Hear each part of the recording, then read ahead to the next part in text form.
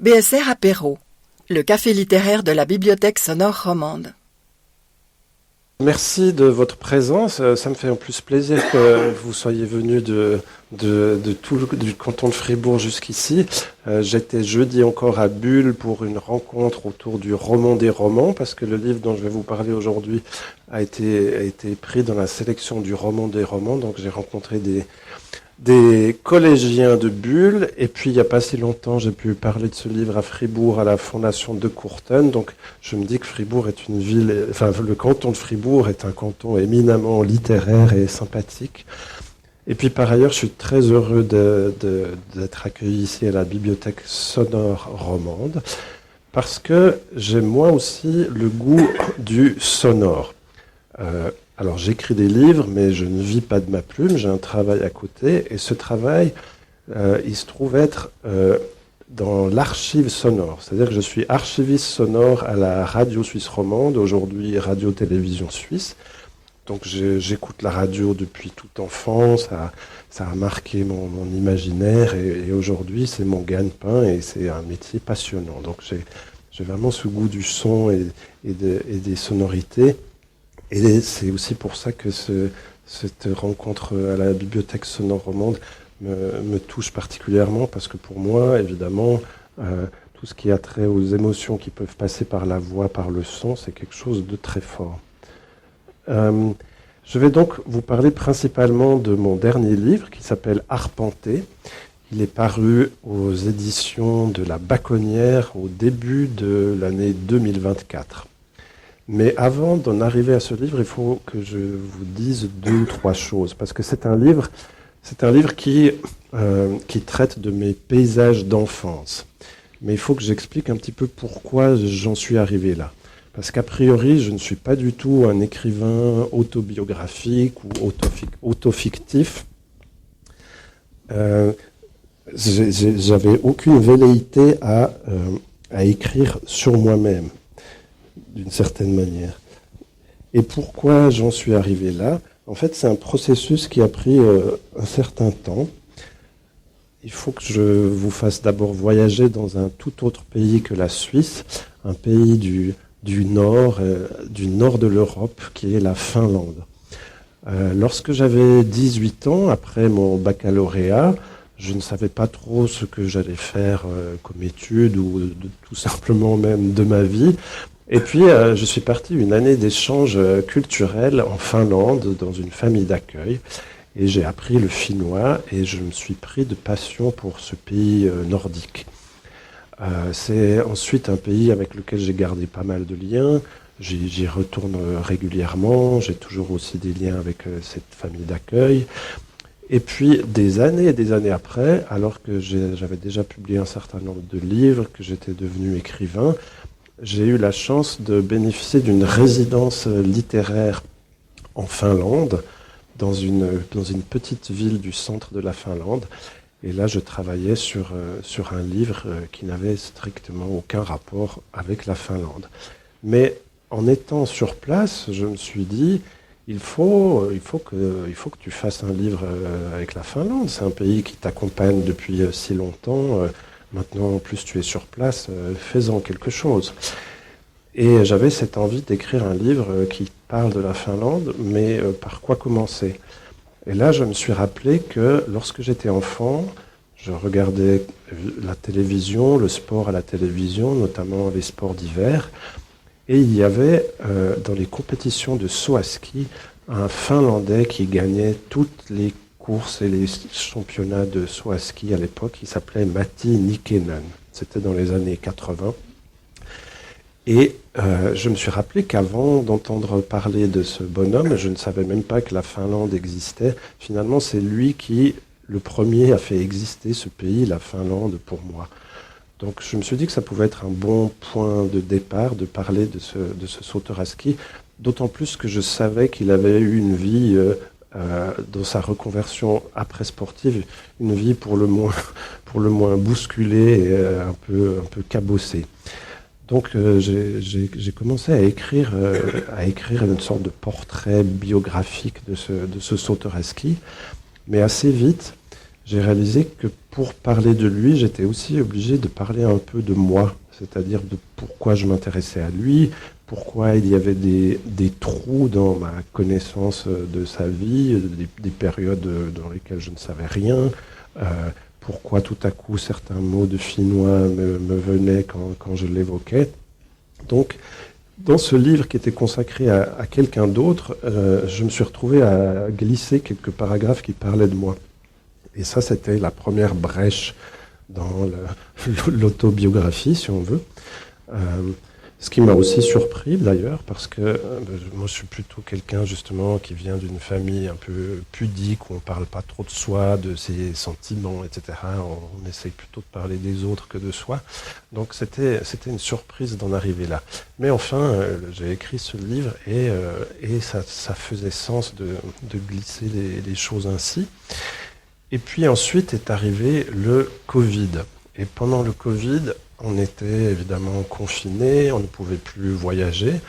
Donc je me suis dit, quitte à ne plus pouvoir voyager, autant voyager par l'imagination. Et l'imagination, c'est aussi le souvenir. Et quel lieu connaissais-je le mieux que mes lieux d'enfance? Donc j'ai commencé à voyager un peu imaginairement dans ces lieux d'enfance où j'ai grandi. J'ai grandi dans la campagne vaudoise, dans le Gros-de-Vaud, entre quelques villages du Gros-de-Vaud. Et le fait d'être enfermé à la maison et de ne pas pouvoir voyager, ça a été une première impulsion pour écrire ce livre arpenté. Une deuxième impulsion, ça a été le fait qu'en discutant avec mes frères et sœurs, j'ai 3 frères et une sœur, mais aucun d'eux n'avait de souvenir de cette enfance dans le Gros-de-Vaud. Même mon grand frère, il se souvenait d'à peu près rien. Donc j'ai réalisé que j'étais quelque part le dépositaire de cette mémoire, le seul à me rappeler de cette enfance campagnarde. Ça suffit pas à faire un livre, mais ça a été une deuxième impulsion pour le faire. Et la troisième, c'était que pendant le Covid, en plus d'être confiné à la maison et enfermé, on était aussi privé de nos sens. C'était la société du sans contact, il fallait éviter de se toucher, on pouvait perdre l'odorat ou le goût, enfin, on était en plus abrité derrière des masques, donc on ne reconnaissait pas les visages des gens. Donc tous ces sens desquels on était privé m'ont donné envie, moi, d'aller replonger dans l'origine de mes sensations finalement. Et lorsqu'on est enfant, tout est merveilleusement neuf. En fait, chaque expérience est une première fois, et c'est comme ça aussi qu'on découvre le monde par ses sens, par ses perceptions, et c'est aussi une troisième impulsion qui m'a donné envie de retourner sur ces traces d'enfance, justement pour retrouver cette sensorialité dont on était privé pendant le Covid. Donc, avec ces 3 éléments, je me suis mis à écrire ce livre arpenté en me promenant par l'imagination et l'écriture dans ces pages de village d'enfance. Évidemment, c'est un cheminement parce que j'ai pas voulu raconter mon enfance directement. C'est pas une enfance exceptionnelle, il y a rien d'exceptionnel à raconter, c'est une enfance banale, mais ce que j'ai voulu retrouver, c'est justement les impressions premières qu'on a lorsqu'on est enfant. Et parmi ces impressions, il y a par exemple tout simplement celle du sol. Alors je vais vous lire un petit extrait pour vous donner peut-être une idée de ce dont je parle. Les textures du sol sont éprouvées très tôt, et le pied ou la main sur le sable, sur l'herbe, sur le chemin de terre sèche qui devient boueux après le passage de la pluie, sur le goudron ou sur le gravier, à l'intérieur de la maison, sur le parquet ou sur les dalles, sur les couvertures déployées par la mer, textures de jeu, sur les tapis et les minons de poussière, génèrent des connaissances et des impressions depuis tout petit. Ainsi de la route.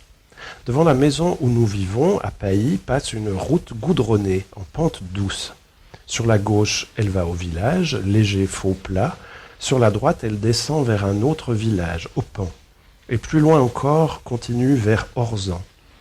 Enfant campagnard, la route goudronnée est alors le sol d'extérieur le plus dur, le plus ferme et aussi le plus artificiel que je connaisse.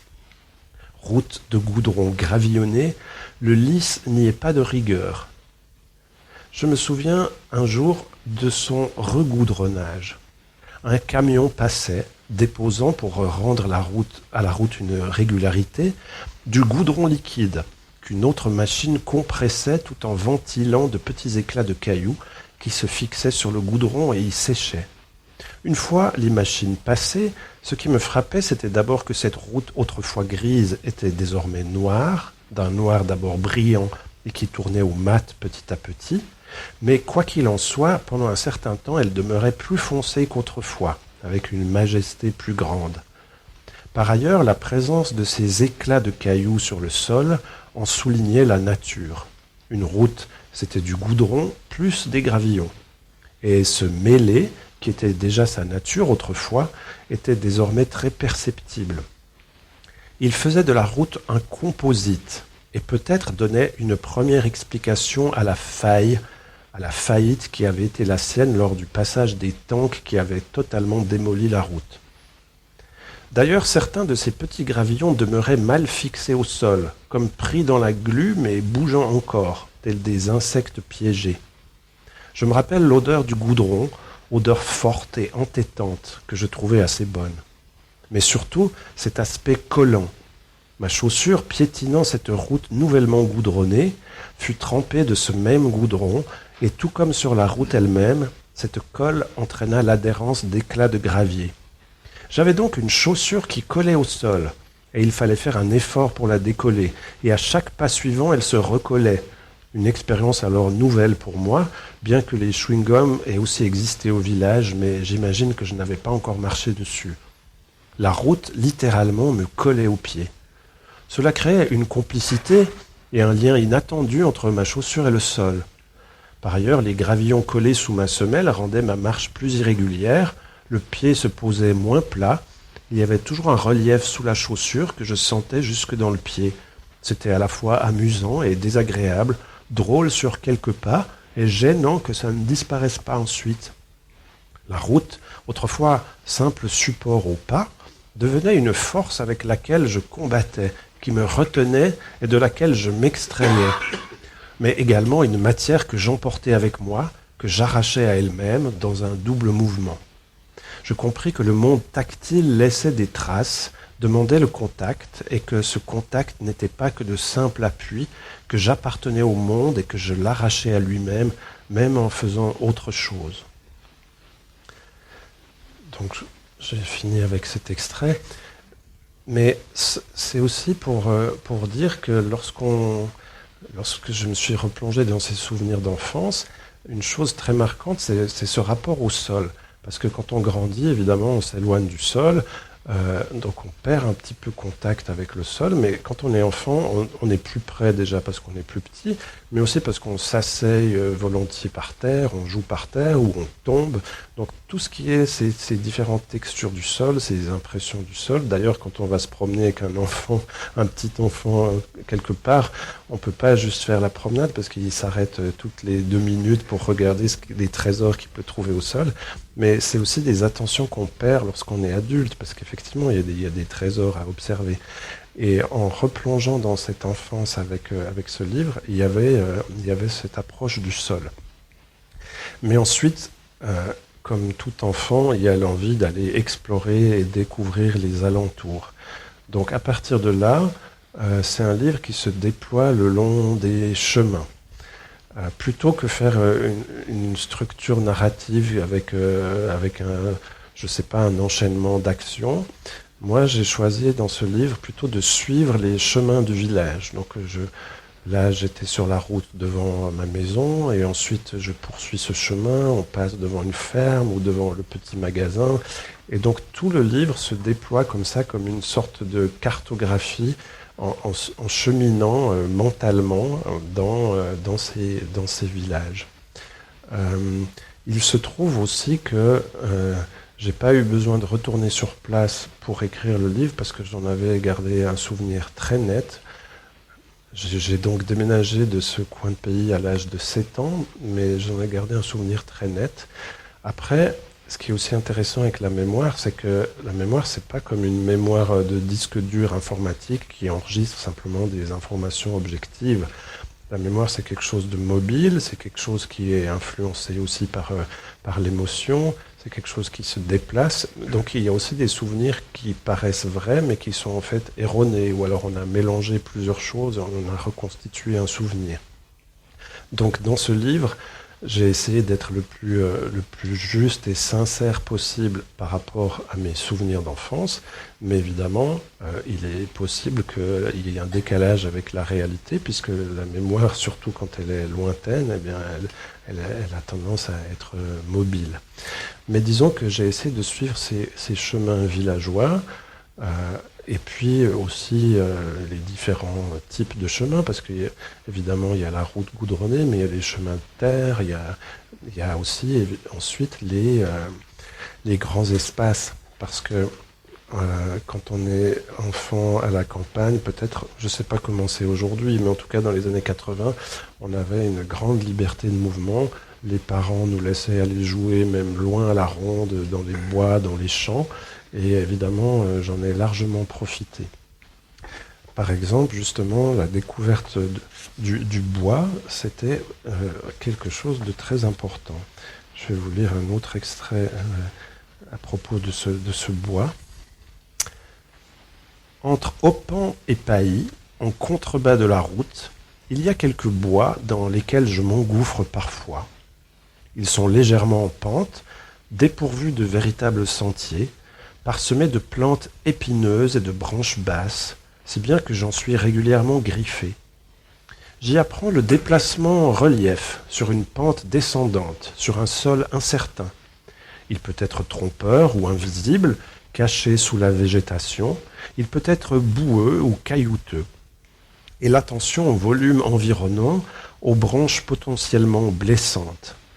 J'y apprends justement à saisir et à courber les branches pour passer, les saisir là où elles ne piquent pas.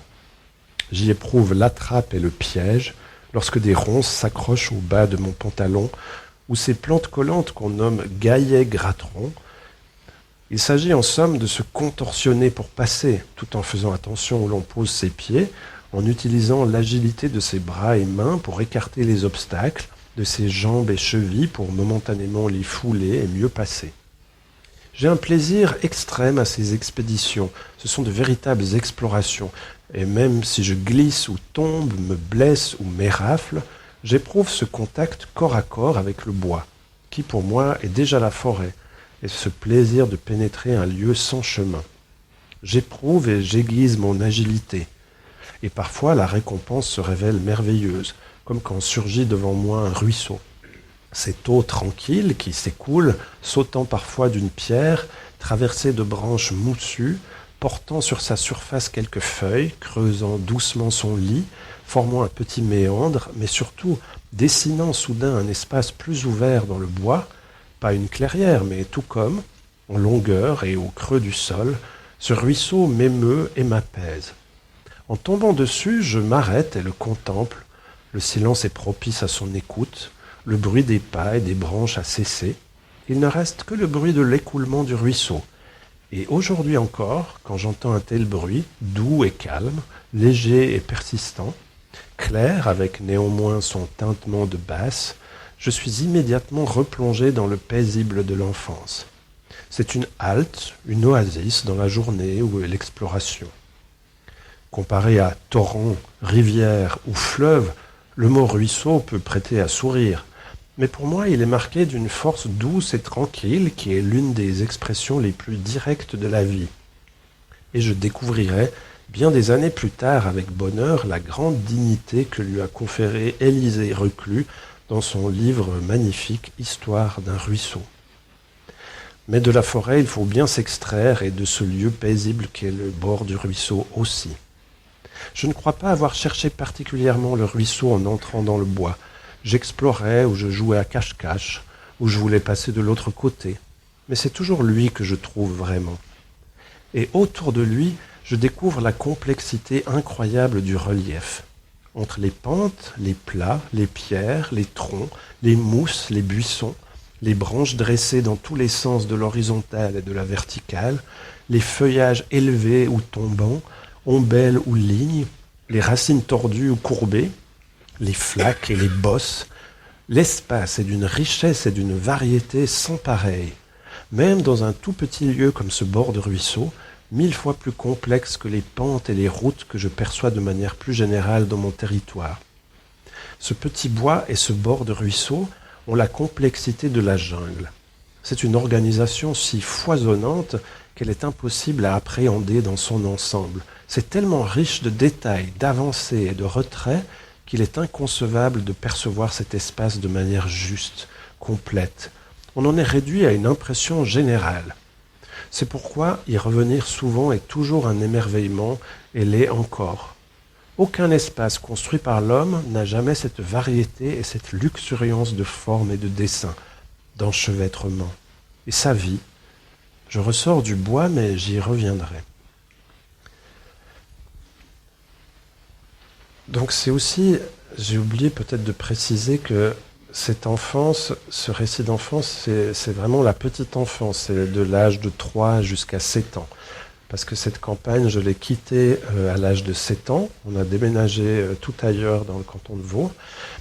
Et c'est aussi à cause de ça, ou grâce à ça, que mes souvenirs sont si nets sur cette période de vie, sur cette campagne. Parce que si j'avais continué à vivre au même endroit, mes souvenirs d'âge plus âgé se seraient mélangés à ces souvenirs d'enfance, et puis au bout d'un moment, ça aurait été difficile de déterminer lesquels avaient eu lieu, à quelle époque, etc. Tandis que là, sachant que j'avais déménagé à 7 ans, tous les souvenirs que j'ai de ces lieux, je sais qu'ils datent de cette première enfance, on va dire. Je dis première enfance parce que moi, j'ai évidemment lu des livres, des récits d'enfance comme beaucoup d'entre nous, que ce soit Huckleberry Finn ou Marcel Pagnol ou même les mots de Sartre. Mais ce qui me frappe dans ces récits d'enfance, c'est qu'il s'agit plutôt d'une enfance peut-être entre 7 et 12 ans. L'enfance où on a un peu plus de liens, de sociabilité avec les copains, copines, les camarades, la famille, les gens du village, où finalement c'est un monde assez humain. Tandis que moi, mes souvenirs de cette première enfance de 3 à 7 ans, oui, il y a les copains d'école, oui, il y a la famille, mais finalement, les liens qui se tissent, ils se tissent autant avec les gens qu'avec les animaux, qu'avec l'environnement, qu'avec les arbres, les pierres. Finalement, tout a la même importance et on tisse des liens presque de même nature. Donc les personnes, les adultes font partie du paysage comme un arbre ou un chien qui passe. Et d'ailleurs, les petits-enfants, quand ils sont à l'école, s'ils sont même très petits, ils ont très peu d'interactions les uns avec les autres. Et quand ils en ont, c'est aussi des interactions très immédiates, très simples. Par exemple, l'un va dire à l'autre « Tu veux être mon ami ?»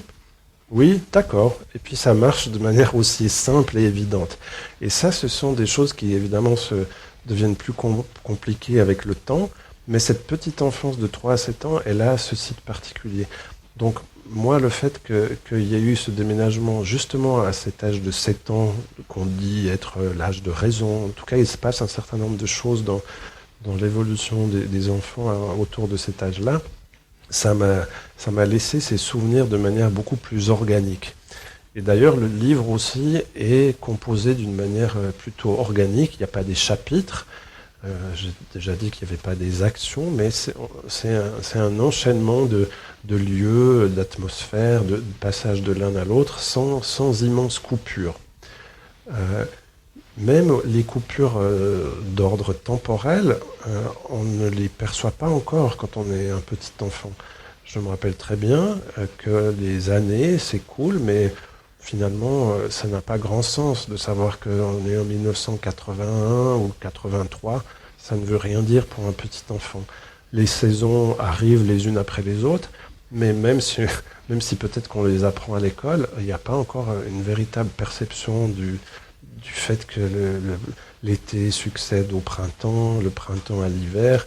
On a un peu cette impression que les choses arrivent par surprise et sans qu'on les anticipe quand on est enfant de cet âge-là. Donc tout est nouveauté, tout est expérience neuve et émerveillement ou déception. Parce qu'il n'y a évidemment pas que les bons souvenirs. Moi, je me rappelle notamment ma première expérience avec un chien. D'ailleurs, au bout du village, de ce côté, vit l'un de mes rares copains d'école à habiter Pailly. Un paysan, justement, Lucien Besson. Je l'aime bien, c'est un bon copain, je vais parfois jouer chez lui. Un jour, à son anniversaire, il y a chez lui un jeune chiot. Sa mère me dit qu'il est gentil et que je peux le caresser. Je le caresse et le gentil chiot me mord cruellement à la cuisse. Saignements, pleurs, soins. Je resterai longtemps traumatisé par cet événement et en garderai de durables peurs et rancœurs contre les chiens, ne croyant jamais plus à leur prétendue gentillesse. C'est une expérience physique de sentir des crocs s'enfoncer dans sa propre chair. On se sent tout tendre, tout friable, tout faible, sa peau incapable de résistance. On sait qu'on n'a pas le cuir épais, qu'il faudra le défendre d'une autre manière, mais que le cuir en tant que tel ne résiste pas. C'est un apprentissage de faiblesse, le corps qui peut être percé. Même si je n'ai pas craint que le chien me dévore, c'était quand même un début de dévoration. J'ai regardé mes cuisses différemment pendant quelque temps, comme une chair qui ne m'appartenait pas vraiment, qui m'échappait, qui pouvait me trahir, être attaquée sans résistance, comme un bout de poulet qui n'était pas vraiment moi. Cet incident n'entame pourtant pas le moins du monde mon amitié avec Lucien Besson et nous continuons à jouer ensemble, laissant désormais prudemment le chien enfermé ailleurs ou séparé par un portail lorsque je viens chez lui. Lucien est grand et blond avec beaucoup de cheveux, une vraie tignasse et une dent qui lui manque de devant tombée, dent de lait. Il met des pulls rouges ou marrons, il a l'amitié franche, on s'entend bien. Donc, évidemment, c'est aussi un livre qui raconte des souvenirs d'émerveillement, mais aussi quelques expériences un peu plus marquantes, comme ces morsures de chiens. Alors, je vous rassure, ça m'a pris quand même du temps, mais maintenant, j'ai plus cette peur et rancœur contre les chiens, donc je sais les apprécier aussi. Mais ça me fait aussi penser à un tout autre livre. Il y a une anthropologue australienne qui a été mordue par un crocodile il y a quelques années.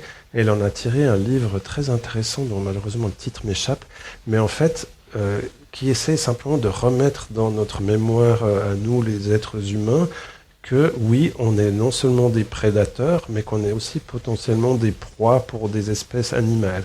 Et ça, c'est quelque chose qu'on avait tendance à avoir oublié depuis plusieurs siècles, à force d'être au sommet de la chaîne alimentaire et d'être maître et possesseur de la terre et de ces êtres vivants. Eh bien non, dans certains cas, même s'ils sont devenus plus rares, c'est aussi quelque chose qui peut nous être rappelé, que nous soyons nous-mêmes proies d'une autre espèce animale. Et je pense que ce sont des rappels importants. Mais pour revenir donc à Arpenter, évidemment, il y a ces rapports avec d'autres êtres humains, d'autres animaux. Il y a également un rapport à la culture, mais cette culture, elle arrive aussi par bribes. C'est-à-dire, oui, j'apprends des choses à l'école, mais ce sont aussi des choses qui sont totalement diffuses, qui apparaissent ici ou là. C'est aussi des choses qui sont très liées à une époque, par exemple. Moi, je me rappelle que dans ces années 80, on jouait aux petits soldats dans la campagne. On avait des uniformes, etc. Et puis on jouait à la Deuxième Guerre mondiale. Mais c'était les années 80. Et on a, quelque part, c'est comme si la Deuxième Guerre mondiale était encore une expérience assez proche. Les grands-parents qui avaient été mobilisés en Suisse étaient encore en vie. Peut-être qu'on jouait avec certaines de leurs vareuses de l'époque. En tout cas, c'était assez proche. Il y avait comme ça une sorte de résidus de ces années-là qui hantaient encore. Et aujourd'hui, en y repensant, je me dis, mais c'est extrêmement lointain. Mais c'est comme si la temporalité, il y a plusieurs sortes de temporalité. Évidemment, les époques passent, mais tant qu'on est 20 ou 40 ans après, le passé reste assez proche. Et tout à coup, il y a une grande coupure qui se fait et on bascule dans le lointain. Et ça, je pense que c'est pareil pour d'autres époques. J'imagine, pour ma génération aussi, entendre parler des années 60, de mai 68, c'était quelque chose qui paraissait très proche. Je pense que maintenant, pour des jeunes de 20 ans, ça paraît quelque chose de lointain. Donc, il y a plusieurs strates à la temporalité. Mais pour ces découvertes de temporalité, entre 3 et 7 ans, c'était pas des choses qui étaient très structurées. Mais il y a un événement plus marquant qui qui d'une certaine manière va me faire découvrir ce qu'il en est du temps. C'est-à-dire, il y a des années qui passent et qui ne peuvent être que celles qui arrivent après une précédente. Elles ne sont pas simplement des événements qui arrivent de manière totalement arbitraire, par hasard, sans qu'on y puisse mais. Et pour ça, il y a notamment un événement. En fait, on dit aussi que les enfants n'ont pas conscience de la mort tant qu'ils sont petits et que c'est quelque chose qui vient plus tard. Or, cette expérience de la mort, moi, je la fais avec un homme qui n'était pas directement un voisin du village, mais quelqu'un qui venait manger régulièrement chez nous à la maison, un vieux monsieur que j'aimais bien. Et puis un jour, j'apprends qu'il est mort. Et je pense qu'il y avait d'autres gens qui étaient morts pendant cette prime enfance, mais c'est lorsque j'ai entendu parler de sa mort à lui que j'ai compris que je ne le verrai plus. Et avec cette expérience, j'ai aussi découvert que les années s'enchaînent de manière, disons, stricte, qu'un numéro ne peut pas suivre n'importe quel numéro. Le temps n'existe pas vraiment. Ma sœur a toujours été là, et soudain, tout se perce, comme un voile qui se déchire. Le temps s'écoule concret. 1984, c'est l'année initiale. C'est la première dont j'ai un souvenir net, comme une entité singulière. Jusque-là, les années s'enchaînaient indéfinies. À la limite, 1983 pouvait s'aboucher à 1980. 1982 être absolument indistinct de 1981. Mais en 1984, tout change.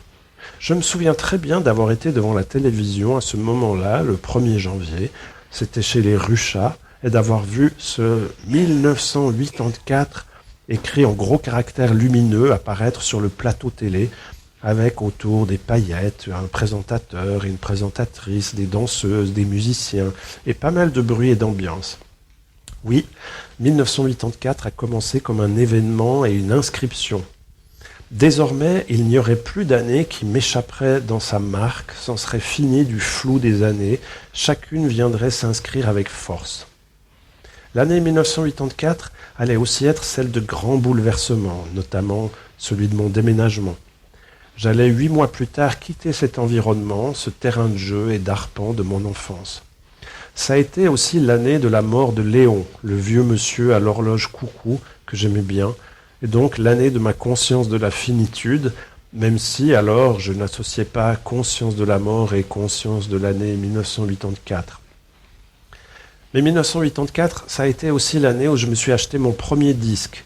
C'était un 45 tours des Forbans qui avait eu un grand succès avec Chante, mets tes baskets, morceau que j'aimais beaucoup. J'avais donc choisi un disque 2, mais à vrai dire, j'étais d'abord déçu.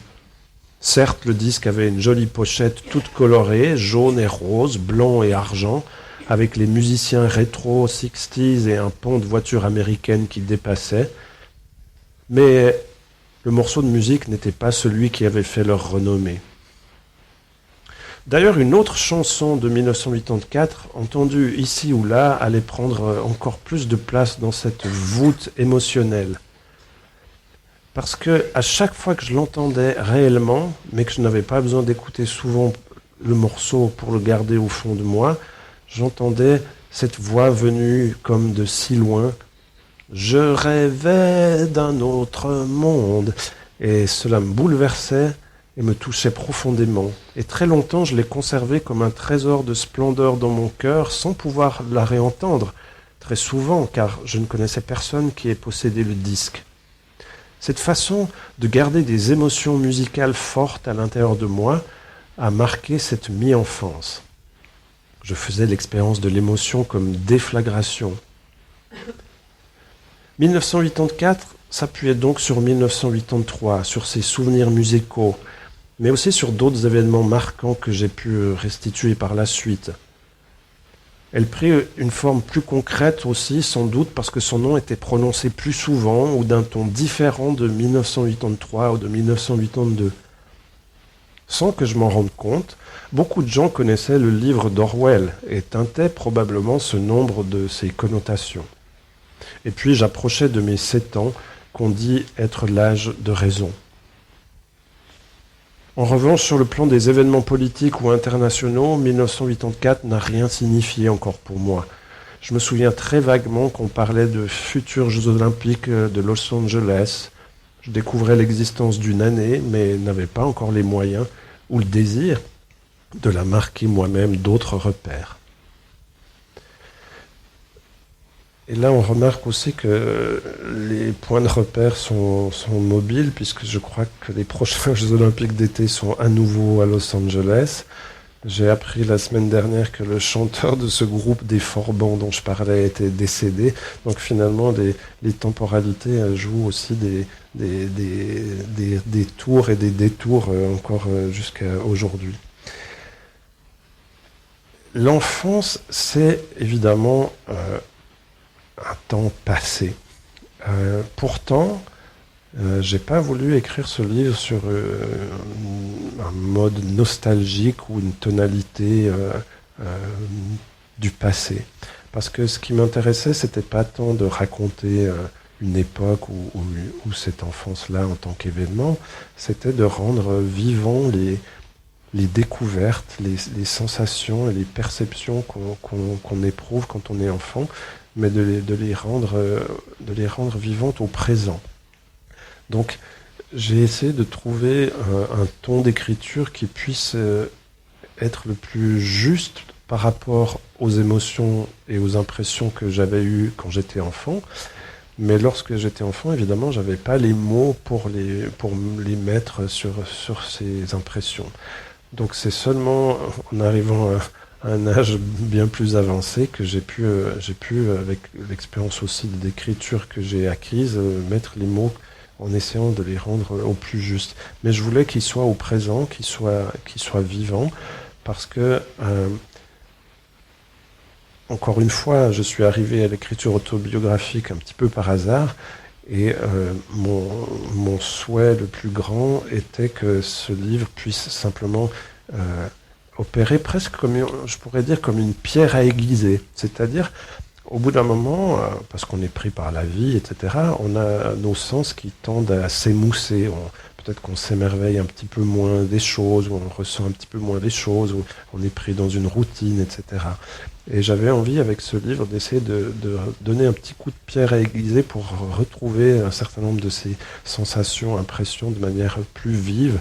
Et tout comme j'en avais besoin moi-même, parce qu'on était pris dans ce Covid qui nous coupait de tout ça, mais si ça pouvait aussi déclencher ça chez les lectrices et lecteurs, c'était une vraie bénédiction.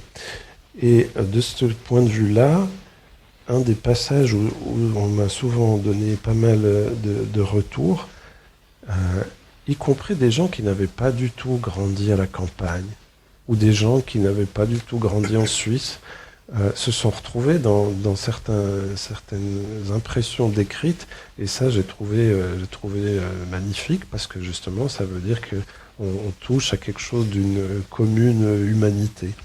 Mais en tant qu'enfant à la campagne, évidemment, un des éléments qui nous entoure le plus et qui est le plus important, outre les chemins et les bois, ce sont les champs. Quittant le centre du village, on marche à travers champs. Les sillons sont bien délimités, bien alignés. Les chemins agricoles font aussi 2 sillons séparés par un relief couvert d'herbes, chemins de campagne à double ornière, 2 comme les paires de roues qui les empruntent. Parfois, ils se transforment en fondrières, mais ils dessinent ce paysage d'enfance. À tel point que lorsque je retrouve sur le papier peint de la salle d'attente de mon dentiste, pourtant lausannois, un chemin à 2 sillons à l'entrée d'une forêt, je me sens immédiatement chez moi. Le champ, c'est la régularité. Champ de patates avec bosses et plants réguliers, champ de maïs avec les allées régulières. Nous, on marche le long des champs, parfois aussi à travers, dans les sillons et sur les bosses. On essaie bien de faire attention à ne pas écraser les plants, mais on ne les voit pas toujours, pommes de terre, carottes ou betteraves. Parfois, souvent en fait, un paysan nous voit et alors il nous engueule, très en colère, parce qu'on marche dans son champ, on piétine ses sillons, on écrase ses plants. Il nous hurle dessus, nous traite de charognes de gamins. Parfois, il essaie d'approcher de nous, alors vite on s'enfuit en courant. Une fois même, l'un d'eux me menace de sa fourche. Heureusement, je suis loin, et nous autres les enfants, on court vite, et on n'a rien d'autre à faire, tandis que le paysan se lasse vite de nous courir après et ne nous attrape jamais. Nous savons bien que nous risquons de nous faire engueuler en traversant les champs. Je sais bien qu'il y a des cultures qu'on risque d'endommager, mais rien n'y fait. Il est impossible de résister à l'envie de couper à travers champs. D'abord, parce que c'est plus court. Ensuite, parce que c'est plaisant. Marcher à travers champs, c'est une sensation agréable aux souliers. La terre meuble est fraîchement remuée dans laquelle le pied s'enfonce un peu, les creux et les bosses, et même parfois ce qu'on sent rouler sous le pied, pommes de terre ou betteraves, mottes de terre qu'on défait. Ou alors ce qui picote la semelle, les restes de la paille fraîchement fauchée qui subsistent comme des aiguillons dans la terre. C'est agréable aussi parce que c'est interdit. C'est même la liberté.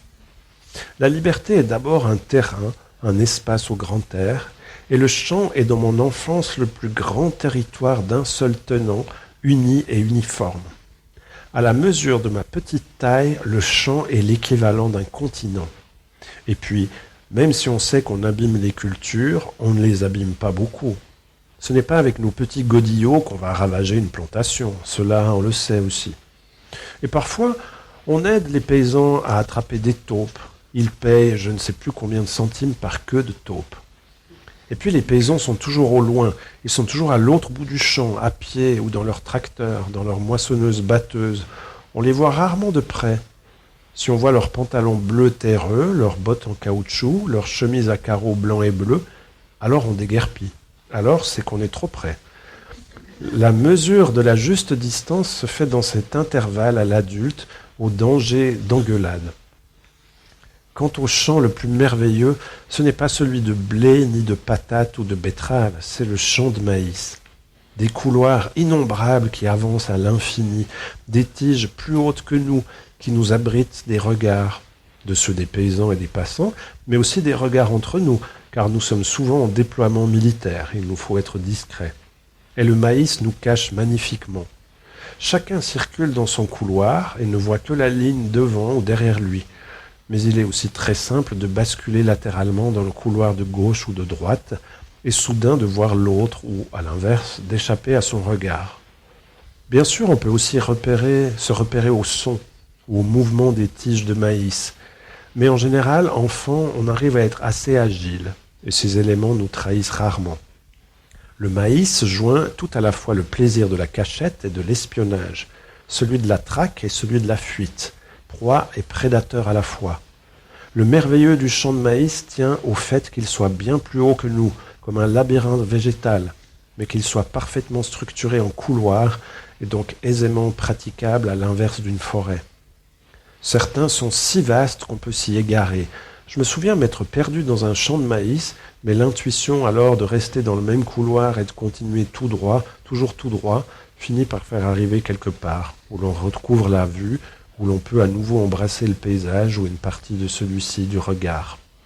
Par contre, il est arrivé qu'on se perde entre copains et que, de ne pas se retrouver, chacun finisse par rentrer seul chez soi. Ne mangeant à l'époque pratiquement pas de maïs, j'imagine que celui-ci était surtout fourragé, je ne comprends le champ de maïs que comme un immense terrain de jeu.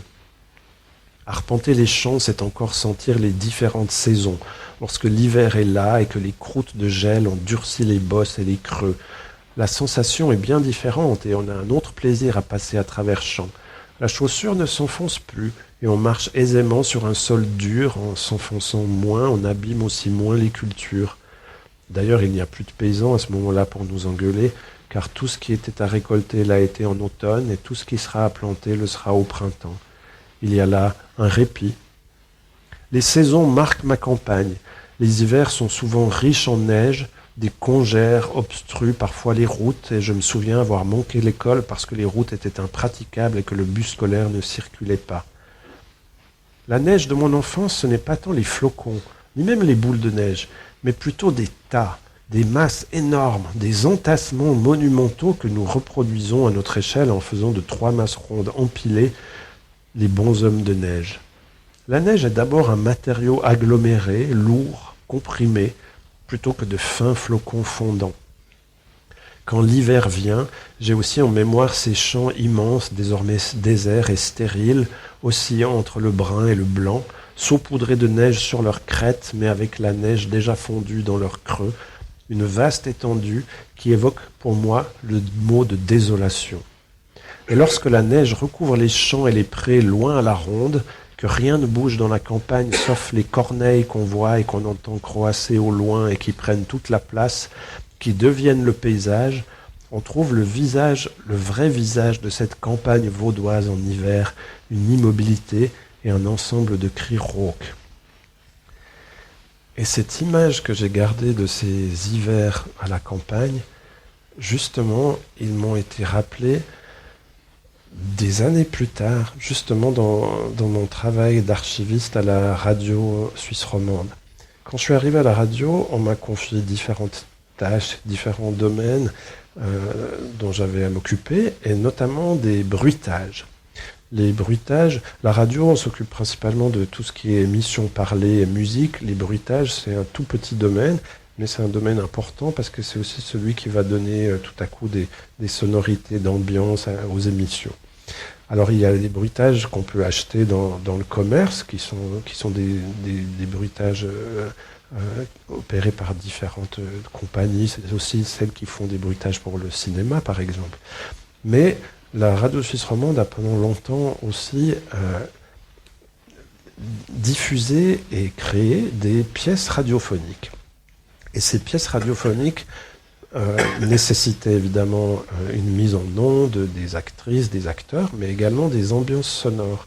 Et certains bruitages, lorsqu'ils venaient à manquer, eh bien, c'était les opérateurs de la radio qui allaient faire leurs enregistrements. Certains, ils pouvaient les faire en studio, parfois même ce qui produit un son et le son que c'est censé évoquer n'ont absolument rien à voir.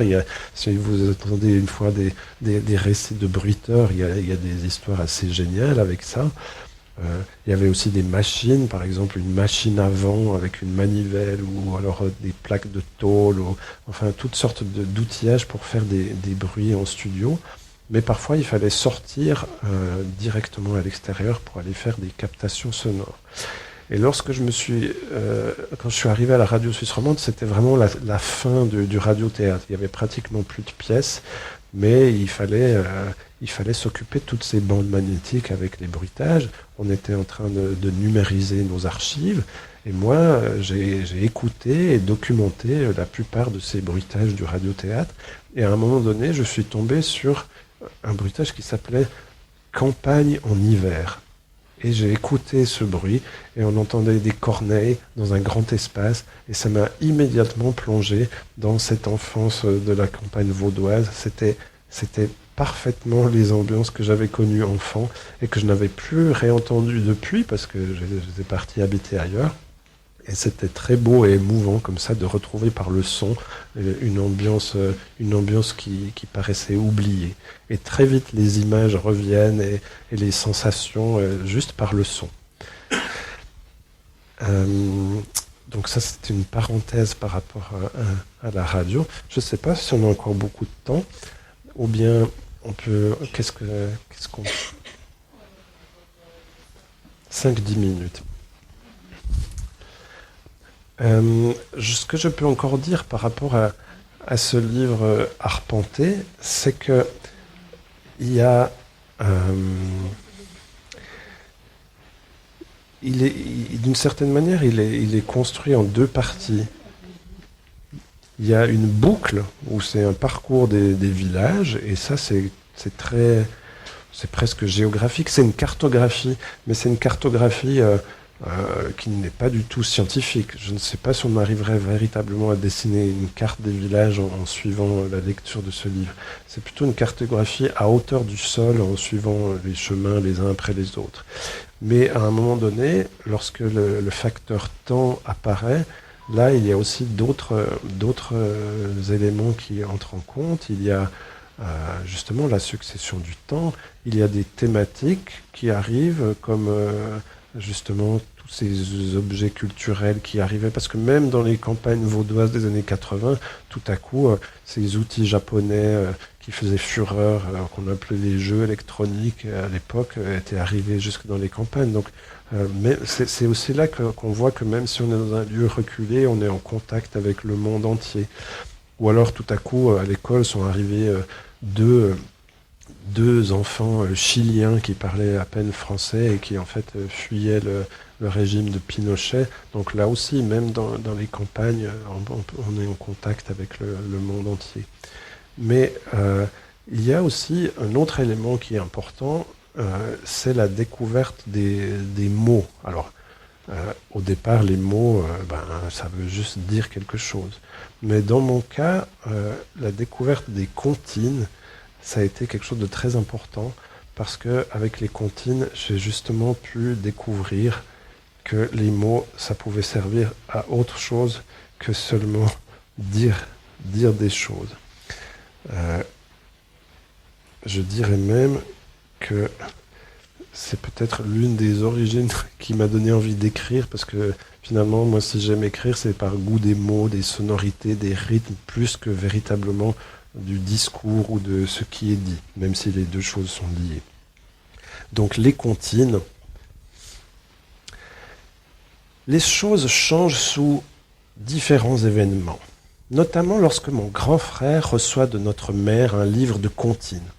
Je suis immédiatement séduit par l'ouvrage, par le dessin sur la couverture, qui représente deux enfants assis dos contre dos dans un style tendre et en bichromie, et aussi par son format, assez petit mais avec de nombreuses pages, qui fait comme un dictionnaire mais en moins lourd, possible à manier pour mes mains menues, et surtout par ce qu'on trouve à l'intérieur. J'aimais déjà beaucoup un livre de chansons de France que nous feuilletions en chantant avec ma mère ou parfois mon père. Mais là, c'est autre chose. Les comptines, ce ne sont que des mots, mais des mots qui, même tout seuls, même non chantés, ont une certaine musicalité. Des mots qui sonnent et résonnent, des mots qui ont un déroulé, un souffle, des mots qui s'enchaînent et s'emboîtent. Qu'ils comptent ou qu'ils s'entrechoquent, ils font corps, ils font jeu, ils semblent capables de beaucoup plus de choses que les mots que j'ai appris jusque-là.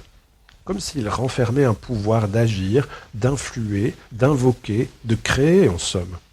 Oui, ils créent de nouvelles relations au monde et à l'intérieur du monde, ils rapprochent, heurtent, font danser ou voguer les choses. Amstram, gram, pic et pic et col et gram, bourre et ratatam, amstram, gram, pic, dam. Le sabot de ma jument, pan, patapan, va plus vite que le vent, pan, patapan, patapan. Et s'il trotte dans la boue, boum, badabou, le sabot de ma jument va plus vite que le vent. Si mon grand frère ne manifeste qu'un intérêt mesuré pour l'ouvrage, je le consulte souvent, avide de toutes ces pages, sans doute en insistant auprès de ma mère, pas sûr que je sache déjà lire alors. Ce goût des comptines ne me lâchera plus. En lisant cela, je pense même au fait que les formules magiques comme Hocus Pocus ou Abracadabra, ça vient aussi directement de cet esprit de comptine où on a l'impression qu'on peut agir sur la réalité simplement par les mots, par le rythme des mots, par les sonorités des mots. Et c'est un usage du langage peut-être dont on n'a pas conscience parce qu'on est arrivé dans des siècles rationalistes où on ne veut plus trop croire évidemment à ces magies et autres sorcelleries.